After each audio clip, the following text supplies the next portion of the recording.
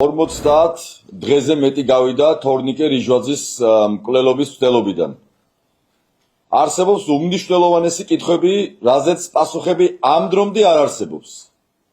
50 დღეში არავის არ წარმოუდგენია ექსპერტიზის დასკვნა. თორნიკე რიჟვაძემ თავად ისროლა, ესროლეს თუ მაგალითად ზურგიდან ესროლეს. მკვლელობის მცდელობის დღეს ვინ იყო თორნიკე რიჟვაძესთან ერთად სახლში საგარეჯოში? იყო თუ არა მამუკა მდინარაძე და გეკა გელაძე, შინაგან საქმეთა მინისტრად წოდებული იმ დღეს იმ სახლში? მამუკა მდინარაძე არ იყო, ვიღაცები კომენტარს რომ აკეთებენ, არა. ოფიციალური ვერსიით პროკურატურას არ უთქვამს, იყო იმ დღეს იმ სახლში თუ არ იყო. 50 დღეზე მეტი გავიდა და არანაირი კამერის ჩანაწერები არ გაუსაჯაროებია პროკურატურას.